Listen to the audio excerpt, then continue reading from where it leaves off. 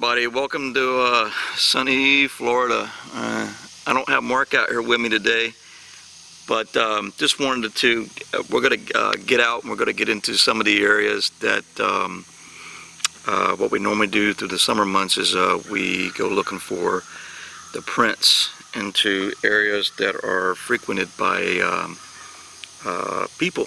So we do that for a reason. Just wanted to give you an idea of the laydown of the what's all happened in the aftermath of Tropical Storm Colin. We're seeing a lot of high water, okay, throughout the areas. Some of the roads are even marked as being underwater, which is pretty amazing. So the water level out here must have gotten very high. I'm seeing water around me right now. I'm sitting just on the side of the road at one of the entrance points into one of our areas that we normally go into.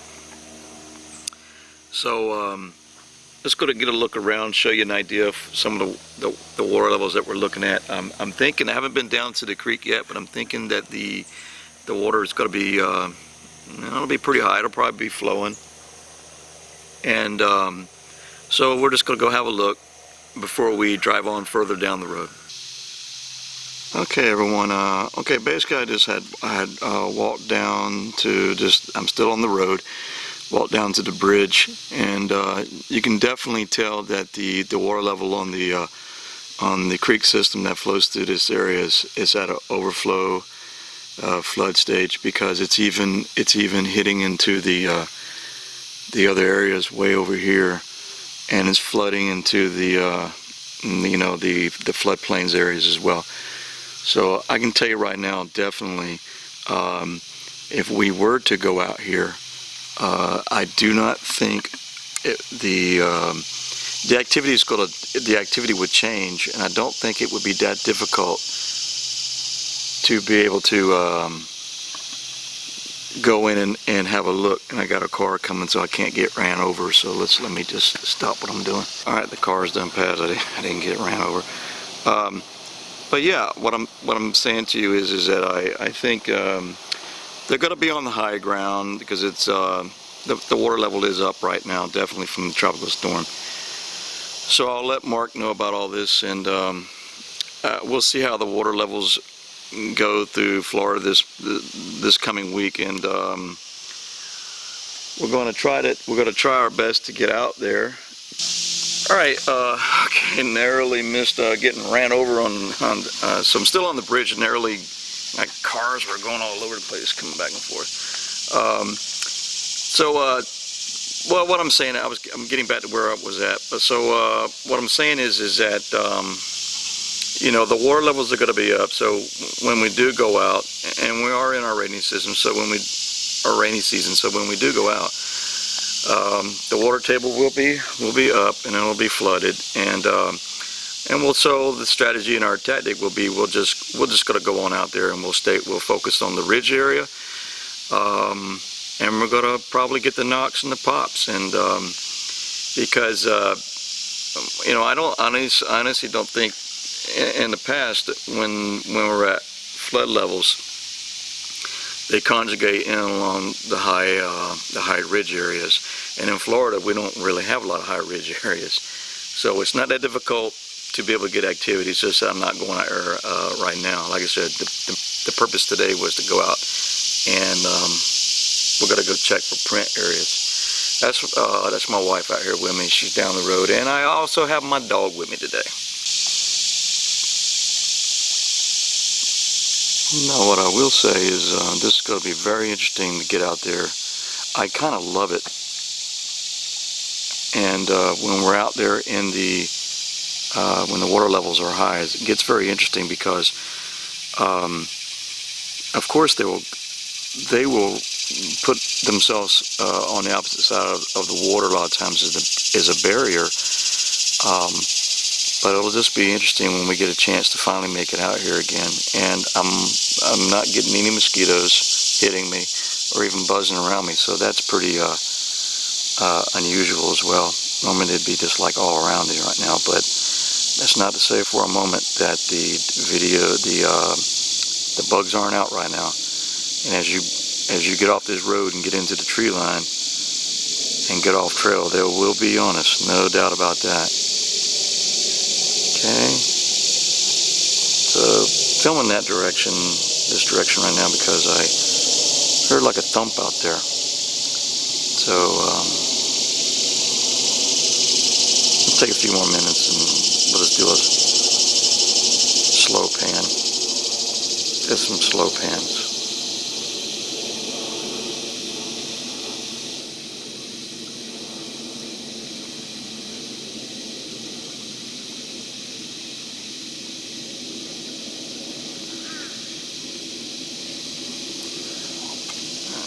Looks like this may be a little bit of a gap.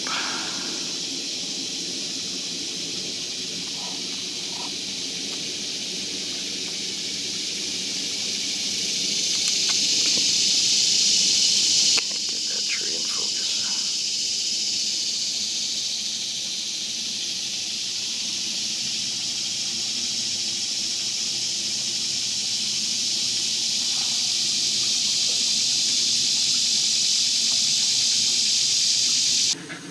Alright, hey everyone, this is my dog Obi. He's a good boy.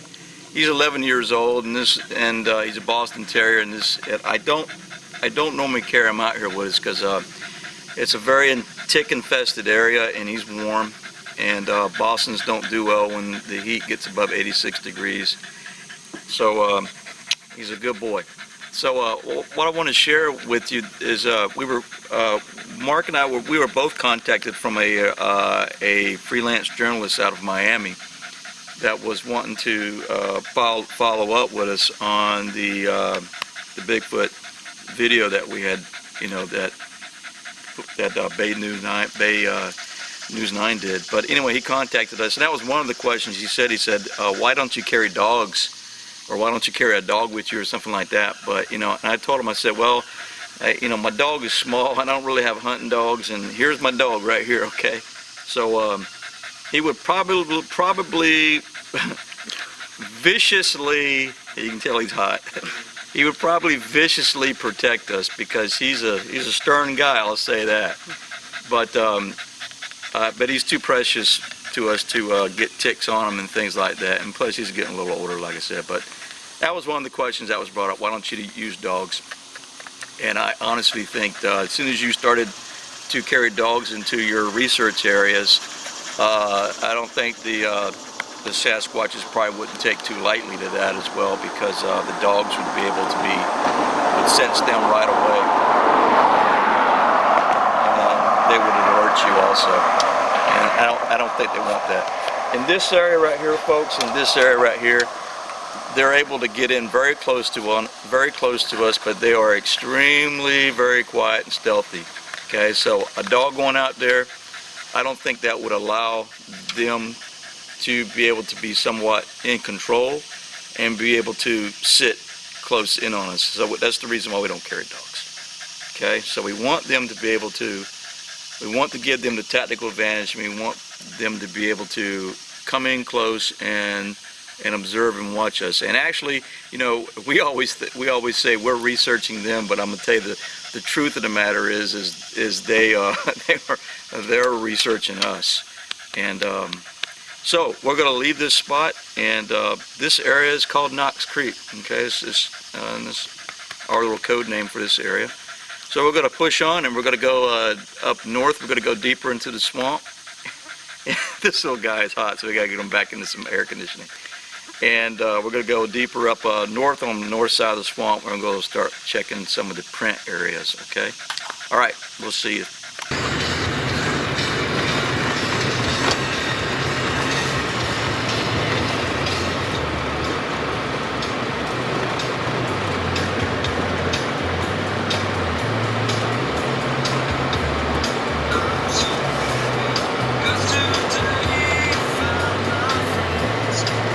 Totally leaning out the door. I would film my dog. There he goes. Look at him. Ain't he handsome? He just loving every bit of it.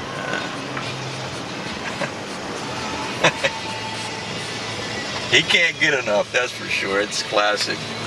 All right, so I'm going to put the camera down so I can speed up a little bit more.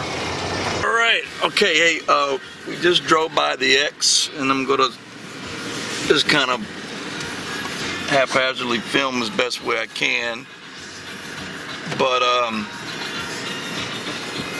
this is give you an idea of and Obi's back there just poking out the window. It's hilarious how he's doing. He's never been out here with us before. And I tell you this much,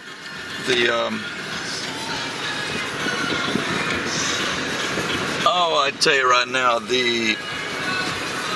for all you guys out there thinking about getting a Tacoma or anything like that, oh my God, it's an awesome truck, man. It's just an awesome truck. I can't say enough about it. The only downfall of it is they're just expensive as all get out, but I mean, that just gives you an idea of how flooded it's gotten out here. But the road is fairly high still. But anyway, the stick structure was just right up here, and I don't know if I should call it a stick structure, but it was. We're gonna have a better look around. But the two trees are still there. I just saw them, and I noticed there was a pine tree that was in different locations that it was also pushed, and so we'll go. It's right here. There it is right there. Pine tree is at a little bit of an angle, but that's the only one. I think that one is new. But let me see about getting on the side so I don't get ran over by someone out here. But make sure there's no freaking moccasins out there. And let me just cut it, and I'll just turn off the motor real fast here. Huh? Doing all right? Just hang in there. Okay.